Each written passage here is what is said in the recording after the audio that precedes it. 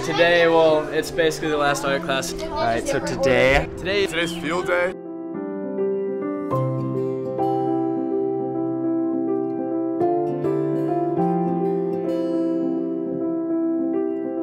On a regular day, what we'll do is all the kids will come in. They'll come in the mornings and they'll give you a big hug, like, hi! And it's like, oh, I feel like we're making a good connection with all the kids, so it's a lot of fun. Well, I guess my responsibility is to have fun with kids, but at the same time knowing my role. One thing it has brought into perspective is just how tough teaching is. Because you don't want to become their enemy, yet you still kind of want to be their friend, but you also need to be their superior. You really need to be patient, and that's something that everyone can work on. Because as an adult, sometimes it's a little bit hard for us to understand what the kids want more, but for the most part, it's just kind of becoming a little bit more of their age, but also maintaining, like, knowing what you have to do. One kid, for an example, is he'll try and do everything exactly how I'm doing. So when I'm sitting down, he'll like lean back like I'm leaning back, or put his hands like I have my hands. So I have to make sure he's still paying attention to Mrs. DeYoung, the teacher.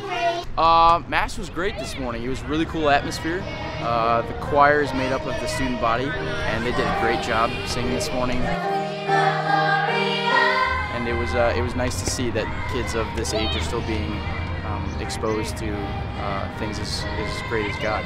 My first day here, I was kind of like thrown into talking to little kids about my religion, and it was totally different than anything. Normally you're used to talking to your peers about religion and stuff like that, but it's totally different when you're talking to someone that's like 6 or 7 about your beliefs, because this is all new to them, and so you're teaching them, and it gets a different part of your brain moving with religion. It kind of opens new paths for you to think about.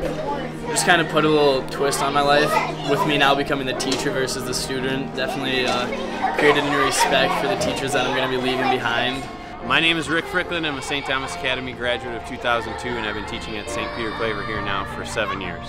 It really helps our students to see men of discipline, men who carry themselves as gentlemen at all times, men who can teach them about things that they need to do in order to be successful.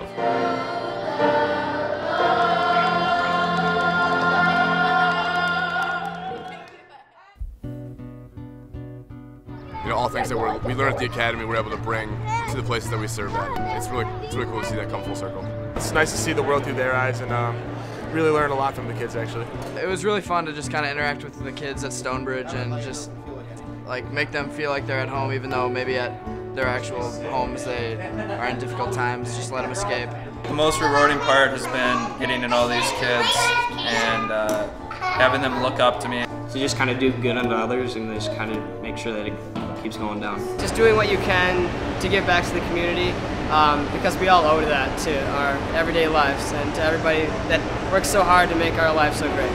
Well, I would say that St. Thomas kind of gives you a lot of opportunities to look into what service is like, and once you get to this week, you kind of have a feeling of what you can do and what impact that has. I think this is really preparing me for life going forward, to be patient with others and to really show compassion and work well with others who may not understand things the same way that I understand things. And I'm doing it with some of my best friends, so I wouldn't want to be anyplace else. I think this is just a preview of what we'll be able to take on in the future.